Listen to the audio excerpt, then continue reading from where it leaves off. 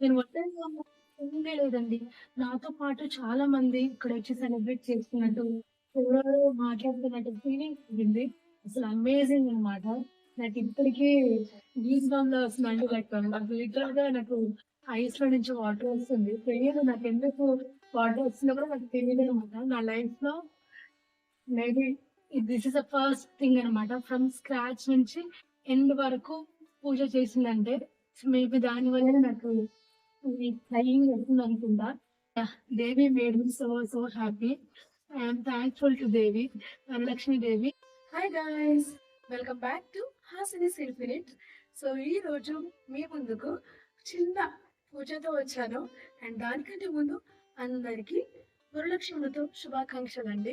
So ఆ పేరు చెప్పగానే నాకు చాలా భయంగా ఉంది. అండ్ చాలా టెన్షన్‌గా ఉంది. షివరింగ్ ఉంది. మిక్స్డ్ ఫీలింగ్‌తో ఉన్నాను. ఎందుకంటే నా లైఫ్‌లో మన యూట్యూబ్ ఛానెల్‌లో నేనెప్పుడూ పెట్టలేదు.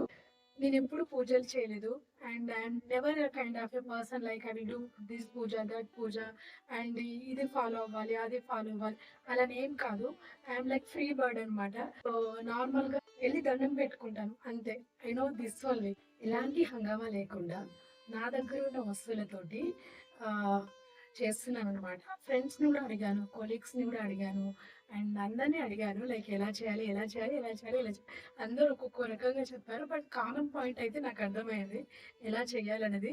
సో నేను చేస్తున్నాను. మేబీ ఇన్ బిట్వీన్‌లో నేను మర్చిపోయి నేను తప్పులు చేశానా? క్షమించండి. Please, please just ignore me. కానీ ఇది చూసి మాత్రం నేర్చుకోమని చెప్పను. This is just like I'm just exploring. So మన లైఫ్‌లో ఇది చేయలేదు అని అనుకోకుండా అన్నీ చేయాలి కదా! So this is also one kind of thing అనమాట. యాహ్! ఆ ఫీలింగ్‌ని ఎక్స్‌పీరియన్స్ చేద్దాం అనుకుంటున్నాను. ఇంకెందుకు ఆలస్యం, let's get into the process. పూజ చేసే ప్లేస్ నీట్‌గా, క్లీన్‌గా పెట్టుకోవాలి.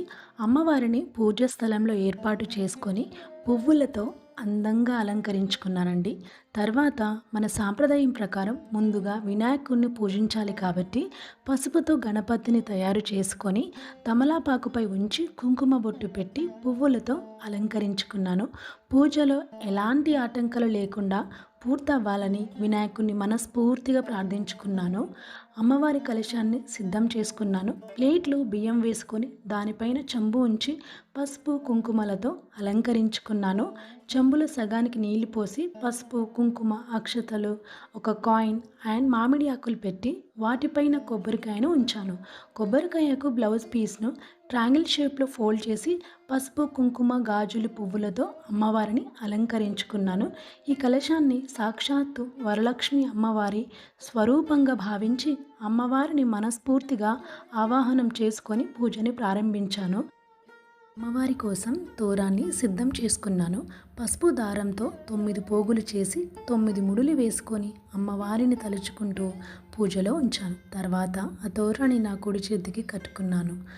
భక్తితో వరలక్ష్మి అమ్మవారికి నైవేద్యం సమర్పించుకున్నానండి. ఓం కేశవాయ స్వాహ, ఓం నారాయణ స్వాహ, ఓం మధువాయ స్వాహ, ఓం గోవిందాయ నమః, ఓం విష్ణవే నమః, ఓం మధుసూదనాయ నమః, ఓం ఉపేంద్రాయ నమః, ఓం హరాయ నమః, ఓం. అమ్మవారికి తాంబూలం సిద్ధం చేసుకున్నానండి. తమలపాకులు, పండ్లు, పసుపు, కుంకుమ, ఒక్క పువ్వుతో తాంబూలం సిద్ధం చేసి అమ్మవారికి సమర్పించాను. అమ్మ ఇస్తినమ్మ వాయినం అని 3 సార్లు చెప్పి నమస్కారం చేసుకున్నాను. చివరిగా అమ్మవారికి మంగళహారతి ఇచ్చి తెలిసి తెలియక పూజలో ఏవైనా తప్పులు జరిగి ఉంటే క్షమించమ్మా అని మనస్ఫూర్తిగా ప్రార్థించుకున్నాను. అసలు వరలక్ష్మి వ్రతం ఎలా మొదలైందో తెలుసుకుందామా? పూర్వం కుండినపురం అనే పట్టణంలో చారుమతి అనే భక్తురాలు ఉండేది. ఆమె తన భర్తను, అత్తమామలను ఎంతో భక్తి శ్రద్ధలతో చూసుకుంటూ చాలా మంచిగా జీవించేది.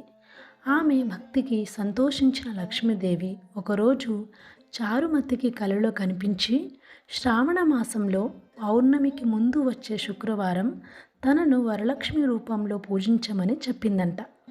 చారుమతి ఈ విషయం తన కుటుంబ సభ్యులకు, చుట్టుపక్కల ఉన్న మహిళలకు చెప్పింది.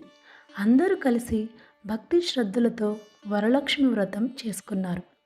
వ్రతం పూర్తయ్యే సమయంలో అమ్మవారి అనుగ్రహంతో వారికి బంగారం, నగలు, ఐశ్వర్యం, ఆరోగ్యం, సంతోషం లభించాయని పురాణ కథనం. అప్పటి నుంచి వరలక్ష్మి అమ్మవారిని భక్తితో పూజిస్తూ కుటుంబం సుఖ సంతోషాలతో ఉండాలని కోరుకుంటూ ఈ వ్రతాన్ని ఆచరించే సాంప్రదాయం కొనసాగుతూ వస్తుందని చెబుతారు. ఎంత అదృష్టం కదా చారుమతికి. చాలా బాగుంది. మీకు ఇంకా బాగా డీటెయిల్గా తెలిస్తే కమెంట్స్లో కమెంట్ చేయండి.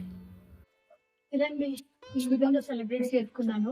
మాటలో చెప్పలేనండి, అమేజింగ్ ఎక్స్పీరియన్స్. బట్ మీరు కూడా గివ్ ఏ ట్రై అండి. మీరు ఒకవేళ పూజకి అసలు మీరు గుడికి వెళ్ళరు, పూజ కూడా చేయరు అనుకుంటే డెఫినెట్ గా గివ్ వన్ చేయండి. So you feel very very calm, very relaxed, చాలా హ్యాపీగా ఉంటుంది. And coming to this book అండి, చాలా చాలా డిఫికల్ట్ వర్డ్స్ ఉన్నాయండి. నేను కూడా తప్పులు చదివాను, నన్ను కూడా క్షమించండి. కానీ ఈ బుక్ చిన్నపిల్లలకి ఒకటి అనిపిస్తున్నారు పనిచేస్తుంది.